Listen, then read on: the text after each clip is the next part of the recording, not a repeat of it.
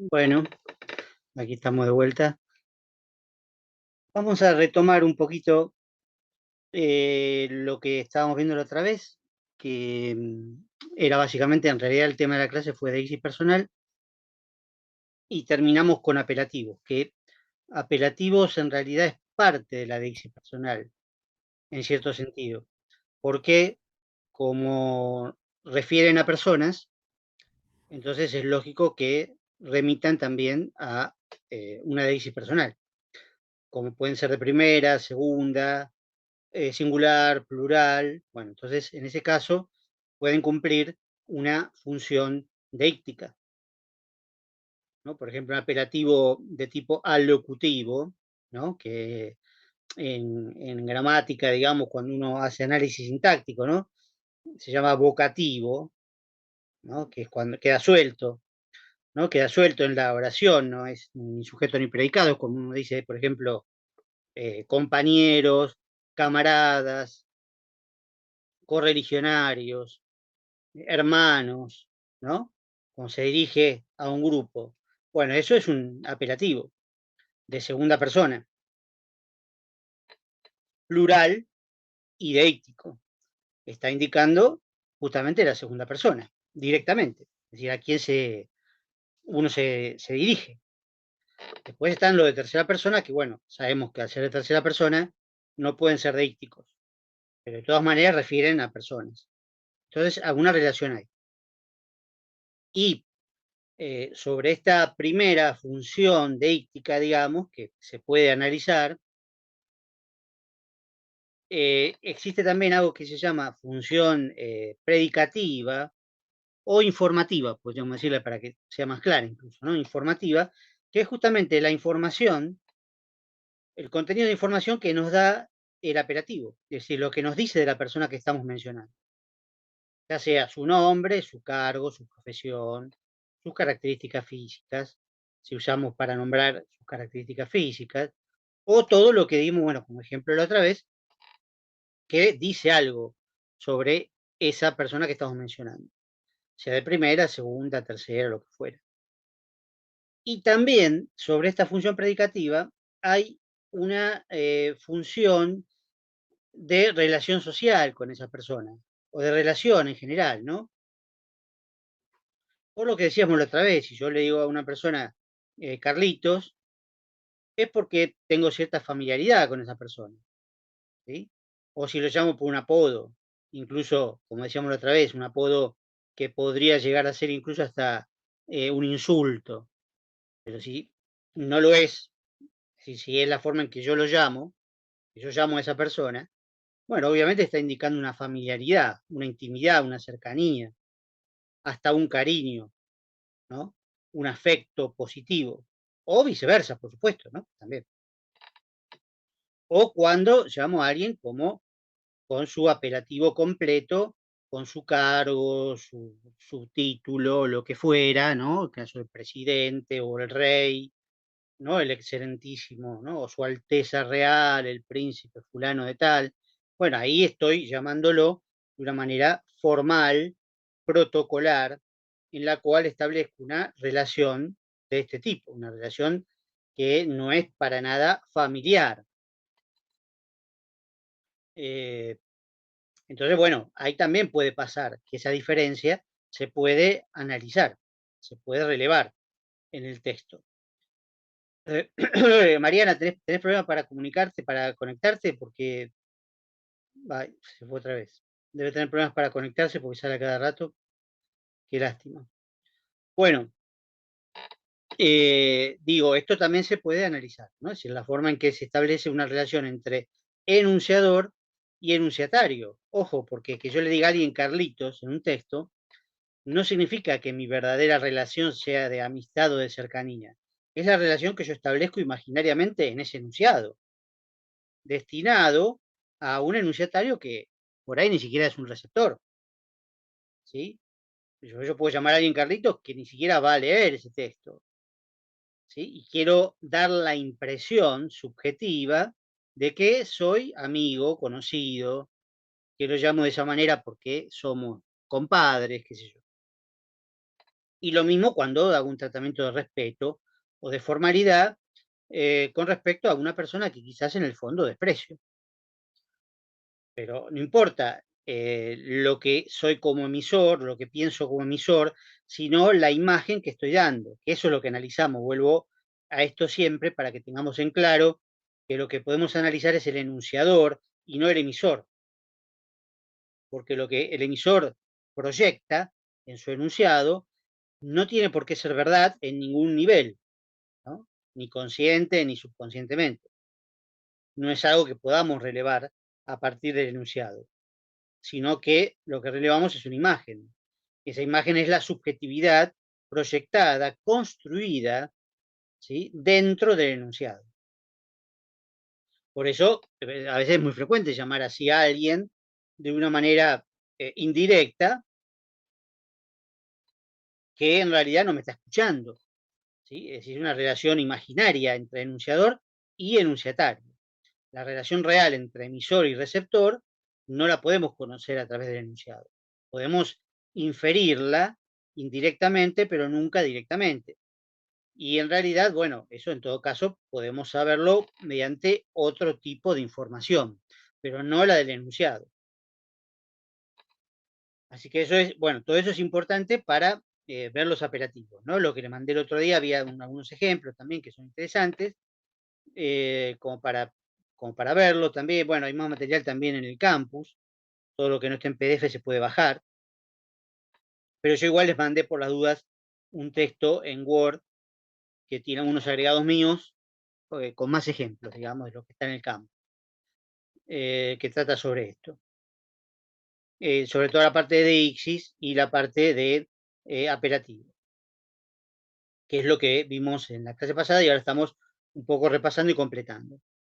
Que con la parte práctica quizás hoy podamos empezar de alguna manera, por lo menos a ver un poco el texto.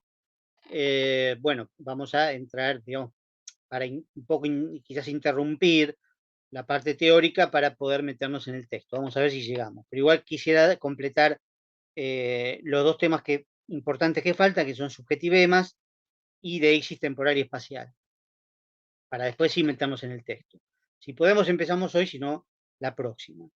Porque después polifonía y modalidades sería lo último para agregar, ¿sí? Pero igual se puede dar también a partir del texto. Es una manera también distinta de poder darlo. Pero en este caso, bueno, es preferible dar la teoría con ejemplos y después tratar de verlas en el texto. En cualquier texto, digamos, ¿no? Porque ahí tienen un montón de textos para analizar ustedes también, pero digo, como les repito lo que les decía otra vez, que hay dos que están analizados y entonces ahí tienen un poco la solución, ¿no? De cómo se podría analizar de verdad. Pero acá lo vamos a hacer también de manera oral. ¿Qué es esto de subjetivemas?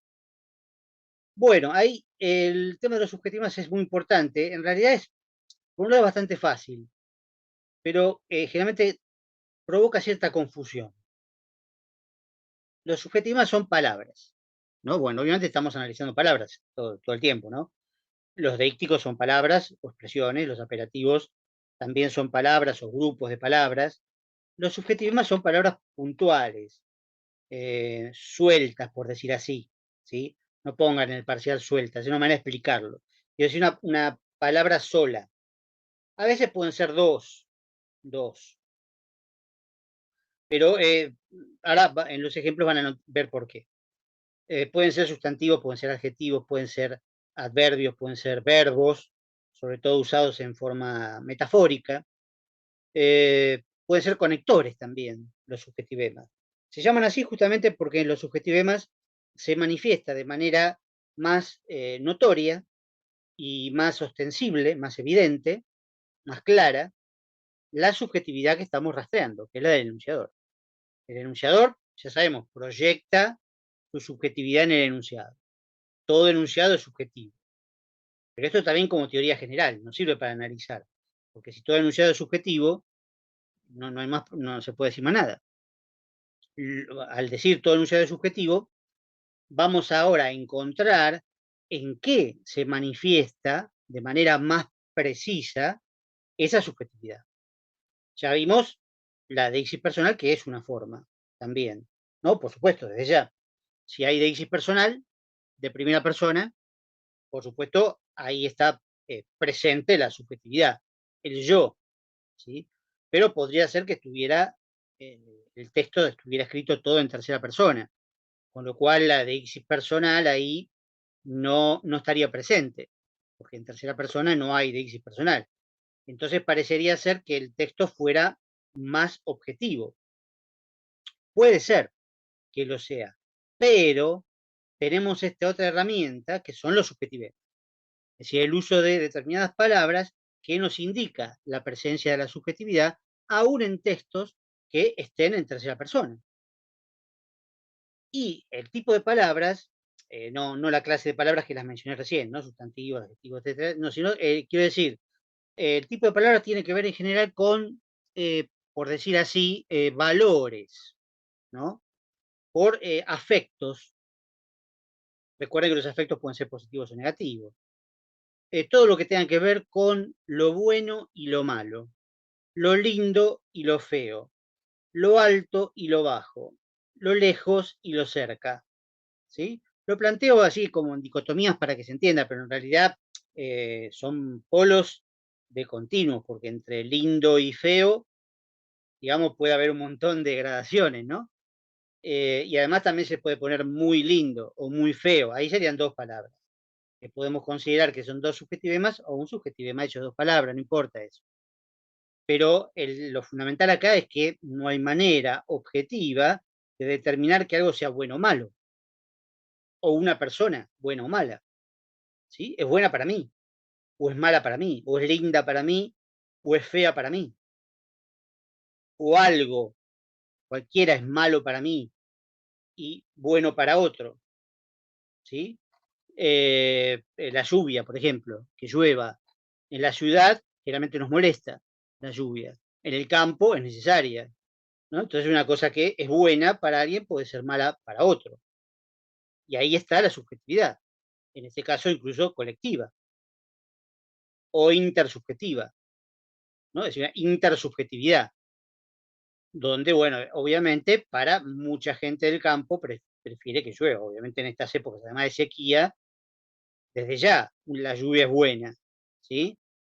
Si después la lluvia llega al nivel de inundaciones, obviamente se puede convertir en algo malo, ¿sí? Pero no es malo en sí mismo, sino que es malo desde cierto punto de vista. No hay valores absolutos en ese sentido. Lo mismo que los otros ejemplos, alto, bajo, cerca, lejos. Algo es lejos. ¿Qué es lejos? Para mí 10 cuadras puede ser lejos, ¿sí? Pero para ustedes por ahí 10 cuadras es cerca, ¿sí?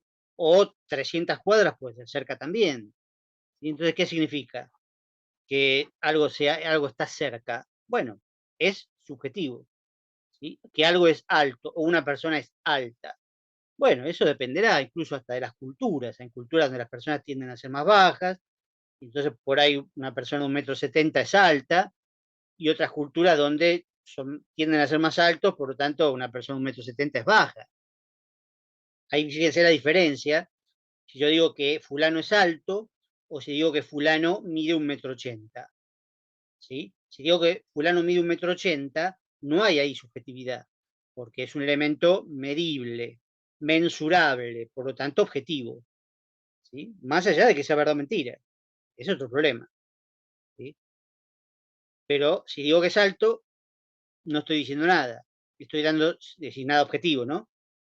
Estoy dando simplemente mi opinión, y todo por ese lado, digamos, triste, alegre, digo, multiplico, ¿no? Difícil, fácil, ¿sí? Yo puedo decir, como dije recién, subjetivemas es un tema fácil. Bueno, obviamente es como una expresión de deseo, digamos, ojalá sea fácil para ustedes, pero no es objetivamente real que sea fácil. Para algunas personas puede ser fácil, para otras personas puede ser difícil, ¿sí? O más difícil, o más fácil. También en las comparaciones entra la subjetividad. Fulano es lindo, es más lindo que Mengano. Es subjetiva la comparación, obviamente. Entonces, más lindo, ¿no? Como muy lindo, inevitablemente es subjetivo, porque ¿qué significa? que es lindo, o bello, o hermoso, todos los sinónimos que tienen que ver con eso, ¿sí? Y con respecto a cerca, lo mismo. Si digo cerca, no digo nada objetivo, si digo queda a 10 cuadras, como dije recién, o 300 cuadras, eso sí es objetivo, porque 300 cuadras se pueden contrastar, digamos, con una realidad. Digamos, en definitiva se podría medir. Otros tipos de subjetivismos no tienen forma de medir, ¿no? La belleza, por ejemplo, o lo que es bueno o malo, no hay forma de contrastarlo. O lo que es justo e injusto, por ejemplo, también. ¿Sí? ¿Qué es algo justo? Y qué sé yo, cada uno considera que es justo o injusto distintas cosas, ¿no? ¿Qué es un sueldo justo? No hay forma de determinar un sueldo justo, porque todo el mundo quiere ganar más. Si ganar menos, bueno, obviamente es porque uno por ahí está eh, mm, oprimido, digamos, dominado por la idea de que no merece ganar más. Absurdo. Entonces no hay un sueldo justo, ¿sí? O un sueldo injusto, tampoco. Porque fíjense que lo que para nosotros puede ser justo, para el patrón obviamente va a ser injusto, y viceversa, ¿sí? Otra cosa es la justicia en relación con la ley, que igual implica subjetividad también, pero eso lo tendríamos que ver más adelante si es que llegamos a ver argumentación, cosa que no creo. Pero en el género judicial, digamos, lo justo o lo injusto se determina en relación con una ley. Con lo cual, de todas maneras, la persona que aplica la ley también está aplicándola de manera subjetiva, ¿no? Pero hay distintos tipos de leyes. Por eso elegí este ejemplo. El caso del sueldo justo podría determinarse de acuerdo con una ley, un convenio de trabajo. Entonces, si está de acuerdo con esa ley, pues el convenio sería justo. Si estuviera más abajo, sería injusto. Y si estuviera más arriba, no sé qué sería. Sería bárbaro. Pero bueno, generalmente no pasa. Ahora, eso es otra cosa. Eso podría ser que lo justo o lo injusto, tradicionalmente, en la retórica, se determinaba en relación con una ley escrita o no. ¿Sí? Entonces ahí sí, puede ser, digamos, ¿no? Pero como subjetivema vale igual, digamos, lo justo o lo injusto. Uno considera justo tal cosa, otro considera injusto o justo otra cosa. Es decir, eso es indeterminable de manera objetiva y por eso son subjetivos. Pero recuerden, pues esto es importante, el subjetivema es una palabra. ¿Sí? Recuerden que, digo esto porque es muy común que se lo confundan con los apelativos.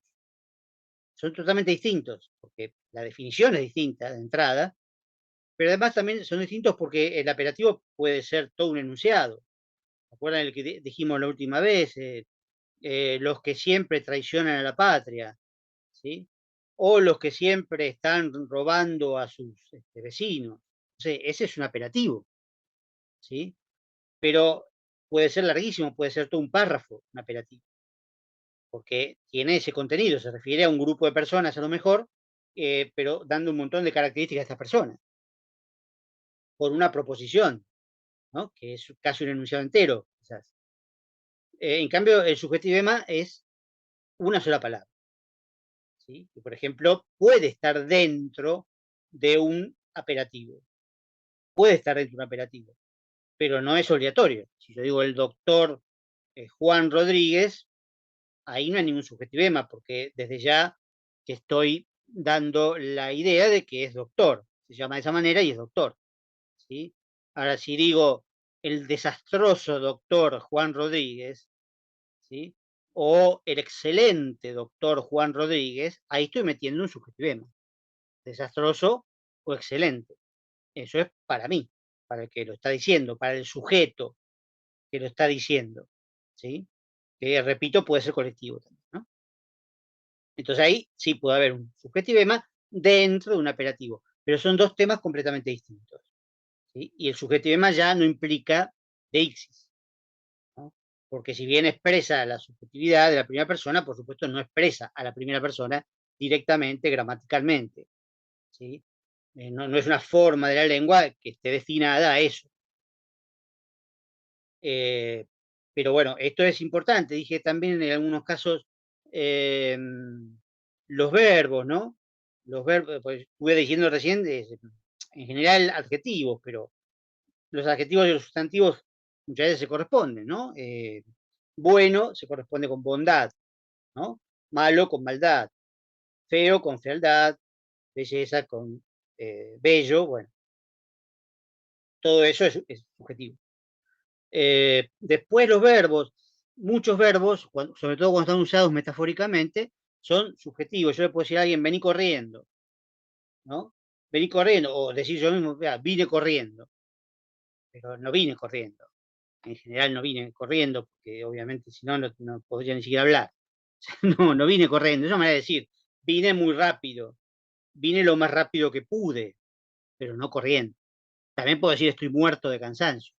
En este caso, muerto obviamente es un adjetivo, pero digo, me morí de cansancio, me morí de alegría, me morí de un susto. Bueno, obviamente, ahí morirse en pasado, en primera persona, está usado metafóricamente, ¿sí? Porque únicamente lo podría decir un fantasma, digamos, un espíritu. No puede ser. El que lo dice está vivo. Si lo dice es porque está vivo. En muchos casos puede pasar eso, bajar, subir, hay muchos casos, ¿no? Subir en la escala social, por ejemplo. ¿Sí? Fulano ascendió en la escala social. Es una metáfora. ¿Sí? Trepó, es un trepador. ¿Sí? Trepador, por supuesto, es un sustantivo, pero trepó. ¿Sí? O se cayó en la escala social. Bueno, es una metáfora. ¿Sí? Entonces ahí funciona como subjetivema. Pero bueno, puede haber miles de ejemplos, hay que analizar uno por uno. Después dije también algo interesante, que bueno, tenemos que verlo más adelante, pero por las dudas que no lleguemos, algunos conectores. Conectores del tipo, por lo tanto, pero, en consecuencia, aunque, ¿sí? Que establecen ciertas relaciones internas en los textos y que tienen una función, por supuesto, gramatical, predeterminada, ¿no? Y una función también lógica muchas veces, ¿no? En el caso de por lo tanto, es un conector típicamente lógico que indica, bueno, una consecuencia, si una relación causa-efecto, o en el caso, por ejemplo, de un silogismo, ¿no? La última proposición va con por lo tanto, ¿no? Yo digo, todos los hombres son mortales, Sócrates es hombre, por lo tanto, Sócrates es mortal, ¿no? Es el silogismo típico que siempre se da como ejemplo, ¿no? El modelo de silogismo. Ese, por lo tanto, Sócrates es mortal, es indiscutible. Es así porque es una estructura lógica totalmente válida, autoválida, indiscutible, no se puede contrastar. En realidad se puede discutir de otra manera, pero la forma correcta es condicional, ¿no? Si todos los hombres son mortales y si Sócrates es hombre, por lo tanto Sócrates es mortal. Ese, por lo tanto, usado de esa manera, en una estructura lógica, no es un subjetivema, porque indica efectivamente la conclusión de las dos premisas anteriores. Esa conclusión se desprende de manera totalmente objetiva de las dos premisas anteriores. Pero eso es en la lógica. En el discurso común se usa muchas veces, por lo tanto, de manera como uno quiere, digamos. Lo usa porque le parece que tal consecuencia sale de tal efecto, de tal causa. Digo, o sea, tal efecto sale de tal causa, entonces usa por lo tanto. Digo, bueno, fulano no me gusta, por lo tanto no lo voy a votar. Bueno, qué sé yo, está bien, pero expresa simplemente una relación causal propia y subjetiva, no objetiva, porque si no sería válida para todo el mundo, como el silogismo. Y entonces, bueno, las relaciones causa-efecto, que pueden ser analizadas desde el punto de vista de la lógica o de la física o de, digamos, las ciencias exactas, ¿sí? Trasladada al discurso cotidiano, que es el que analizamos, por supuesto se convierte en algo subjetivo, ¿no? También hay muchas expresiones con pero, interesantes, ¿no? Que, por ejemplo, hay una expresión muy vieja que se fue cambiando de sentido con el tiempo, que es pobre pero decente, ¿no? Pobre pero decente. pero siempre implica una oposición entre ambos términos, una conjunción adversativa, que implica una oposición entre ambos términos. ¿Por qué pobre y decente serían opuestos? ¿Sí? Pero se decía en una época eso, es pobre pero decente, lo cual supone que los pobres en general no son decentes, ¿sí? Pero esta persona sí, según yo. Ese pero actúa como subjetivo. Es una expresión en realidad que viene de la colonia. Decente significaba español o hijo de español. Y en general eran ricos, por supuesto. Entonces, el tema era que por alguna razón podía ser que algún español o hijo de español, sobre todo española, joven española, quedara pobre. Porque por ahí el padre se patinaba la guita, la perdía, qué sé yo. Entonces, el problema es que quedaba sin dote. Y las hijas quedaban sin dote, no se podían casar. Y no se podían casar con otro español. Y bueno, entonces en ese caso se decía de estas chicas, es pobre pero decente. Es decir, que es española o hija o criolla, pero hija de español, con lo cual tenía el derecho de casarse con otro, pero no tenía dote. La dote muchas veces la ponía el cabildo, el Estado. El Estado ponía la dote para que la chica se pudiera casar. ¿Por qué? Para mantener la pureza de la raza, ¿no? Porque si no, la chica tenía que ir a un convento si quería, bueno, no, si quería no, en realidad la obligaban en un convento, porque parece que podía escapar. Y si se escapaba, se iba a ir con un mestizo. Los mestizos, obviamente, no tenían pureza de raza, pero tenían guita. Y entonces ahí es que se pudría la raza, digamos, en el concepto racista de esa época. Entonces, bueno, al mestizo lo que le interesaba era blanquearse a través de casarse con una española. Entonces no necesitaba la dote. Ella tenía guita además. No necesitaba dote. Pero para evitar eso, entonces el cabildo ponía la dote de las chicas casaderas, para que se pudieran casar. Eso después se pudrió todo con la revolución, obviamente, porque ya los cabildos no tenían plata. Bueno, y ahí entonces empezaron, sí, efectivamente, a casarse de cualquier manera, ¿no? Que por supuesto es mucho más saludable, ¿no? Es mucho más saludable y más sano, digamos. Te puedes enamorar, qué sé yo, cosas así, casarte con alguien que tenga plata o que no tenga plata, o lo que sea. Pero bueno, de ahí viene la expresión pobre pero decente. Después se fue convirtiendo en una porquería, porque efectivamente se aplicaba literalmente a, como así, pobre pero honesto, ¿no? Y una parecida a esta, pobre pero honesto, pobre pero decente, es decir de una mujer, es linda pero inteligente, ¿sí? O al revés, es inteligente pero linda. También, como si fueran dos cosas contrapuestas, ¿sí? Y es muy común utilizar ese pero, a veces adornado, ¿no?, con otras cosas. Pero cuando se usa ese pero, que es un conector, es un subjetivem, en ese caso, porque no hay una verdadera oposición entre una cosa y la otra, ¿sí? No hay una oposición real, objetiva, sino que es una oposición subjetiva y en estos casos además ideológica, claramente ideológica, porque de un lado viene digamos, el racismo, digamos, o el clasismo, y por otro lado el machismo, ¿no?, que a su vez se pueden combinar también. Y una ideología es una subjetividad colectiva, ¿no? El sujeto expresa una ideología que le es ajena, pero también puede ser propia, digamos, en el sentido, uno puede utilizar pero, por lo tanto, en consecuencia, lo que fuera, distintos conectores y, bueno, serían subjetivemas también, ¿no? No aparecen a cada rato, pero pueden aparecer también. Uno tiene que estar atento al leer un texto, no dejarse arrastrar por esa especie de trampa que implica todo texto en realidad, y sobre todo los textos que fingen objetividad. Eso sería lo más interesante, poder analizar esos textos que parecen objetivos, ¿sí?, que simulan objetividad, pero que se traicionan, por ejemplo, con los subjetivemas, y ver pero usaste esta palabra, entonces no estás siendo objetivo, porque utilizaste una palabra que no es objetiva.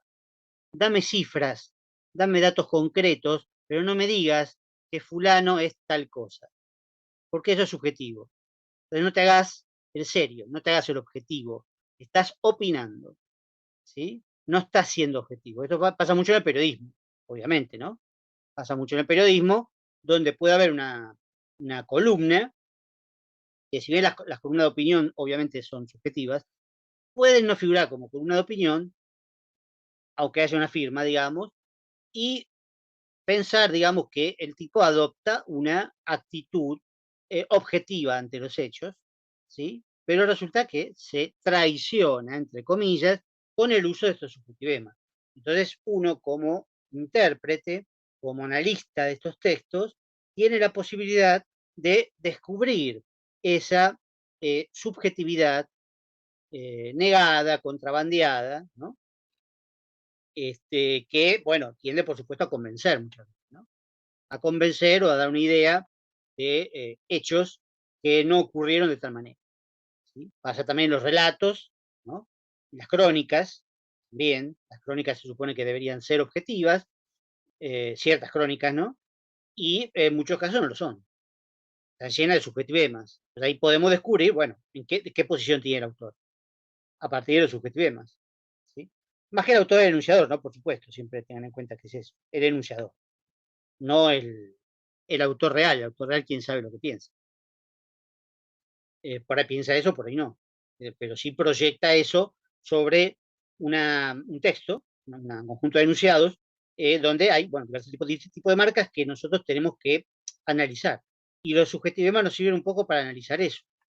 Y para también construir lo que se llaman campos semánticos, que es muy interesante porque generalmente los textos que están, digamos, que son textos de verdad, no inventados para cualquier cosa, sino que uno los obtiene en los medios de comunicación o en cualquier otro ámbito, cualquier género discursivo, digamos, se tiende a construir campos semánticos opuestos muchas veces, ¿no? Los buenos y los malos, por ejemplo. ¿Quiénes son los buenos? ¿Quiénes son los malos? ¿Sí? Esto es interesante. En el discurso político es también abundante. En el discurso político, generalmente el enunciador establece una serie de campos semánticos. Pueden ser dos, pueden ser tres, pueden ser cuatro, depende. Eso también depende mucho de la interpretación que uno quiera hacer. Si hace un solo campo semántico no es interesante, pero cuando se hacen dos contrapuestos, ¿sí? Es muy interesante, porque generalmente el campo semántico positivo está del lado de la primera persona, ¿sí? Del yo, del nosotros, y el campo semántico negativo sería el de los otros, ¿sí? Generalmente tercera persona, generalmente. Podría ser segunda persona, pero es difícil, ¿sí? Es decir, se establece un campo semántico de primera persona inclusiva, ¿no? Es decir, un nosotros, los buenos, contra ellos, los malos, ¿no? Estoy simplificando para que se entienda, ¿sí? Pero bueno, vamos a ver en el texto. Claro, sí, sí, tal cual, sí, sí, por supuesto. Ahora de una manera, esto está como de una manera, qué sé yo, como, no sé, desproporcionada casi, ¿no? Pues siempre fue así en el fondo. Pero claro, una cosa era cuando había 4 canales, ¿no? Había 4 canales, qué sé yo, había muchos diarios también, ojo, había muchos diarios, cada diario tenía una posición, y uno sabía, leía el diario que correspondía a su posición. O a veces leía el diario también del enemigo, ¿no? Para saber cómo piensa el enemigo, ¿no? Eso también es cierto. Lo que pasa es que ahora ver el canal opuesto al que le gusta a uno digamos, no es saludable, no es saludable, hace muy mal, digamos, hace muy mal. Eh, Jaureche decía justamente, Jaureche, un gran intelectual radical y después peronista, decía, yo me levanto todos los días y leo La Nación para saber qué piensa La Nación y ponerme del otro lado, ¿no? Pensar lo contrario de La Nación. Bueno, sí, eso es muy típico. Yo también compraba antes, cuando era más joven, compraba varios diarios para ver qué decían los otros. Pero bueno, ahora no es muy agradable. Y además es más previsible también, ¿no? Porque uno podía leer La Nación y qué sé yo, dentro de todo, ¿no? Estaba bien escrita, sí, qué sé yo, uno como que podía entrar en ese juego, había cierta inteligencia, en juego, es como más o menos ahora escuchar a Pani, por ejemplo, a Carlos Pani, que es un operador también, pero por lo menos un tipo inteligente, culto, ¿sí? Te enrosca la víbora de una manera interesante, y vos decís, bueno, está bien, mentime que me gusta. Mentime que me gusta porque, qué sé yo, por lo menos habla bien, digamos, puede enhebrar varios enunciados, ¿no? ¿Sí? Y puede usar conectores, ¿sí? Bien usados, aunque sea subjetivo, pero bien usados. En cambio los otros no, los otros ya directamente es como que uno ya da náuseas. Bueno. Pero es verdad en este caso, bueno, obviamente abundan los subjetivemas en este caso, ¿no? No hay ni siquiera un intento de objetividad. ¿Sí? En Pani sí, por ejemplo, a veces hay intentos de subjetividad. El tipo es como decir, te cuenta como si él estuviera metido adentro del cuartito donde estaban dos políticos hablando. Y vos decís, bueno, pero entonces se lo contó uno de los dos. Si no, ¿cómo vas a ver? ¿No? Y entonces da una idea muy hábil de objetividad. Pero hay que saber rastrear estos subjetivismos que puede utilizar el tipo también. ¿No? Eso es interesante. Pero después en los otros no, porque estos directamente gritan, vociferan, qué sé yo, insultan. Bueno, obviamente ahí no hay ningún tipo de objetividad posible. El insulto es típicamente subjetivo y por supuesto no hay, sacando el tema de la mentira directa, ¿no? Porque bueno, eso ya la mentira tiene que ver con la relación con la realidad, ¿sí? Eso no, recuerde que la relación con la realidad no es analizable semióticamente. O sea, si te dan una cifra y es mentira, bueno, no lo podemos analizar lingüísticamente. Está la cifra, te tiran la cifra. A veces en algunos subjetivemas se usan comillas, pero después vamos a ver en polifonía, sobre todo, cómo se utilizan las comillas, que es más que nada para ironía, para cita directa, ¿no? Discurso directo, digamos, para mencionar las palabras de otro, ¿no? Esos serían los sentidos más correctos, serían los polifónicos. Pero podría, por supuesto, un subjetivema estar puesto entre comillas. Lo que pasa que en ese caso sería generalmente porque es una ironía.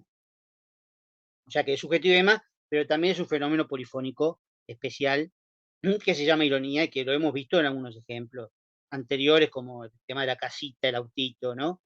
Que en ese caso se podría escribir con comillas, ¿sí? Si uno lo dice oralmente, las comillas, bueno, no tiene la posibilidad de usarla oralmente, salvo que haga los dos signos de estos horribles que usan los Simpsons, que pusieron de moda, bueno, pero digo, oralmente no existen las comillas. Pero sí puede haber un tono irónico que equivale a las comillas, o viceversa, ¿no? Porque en el texto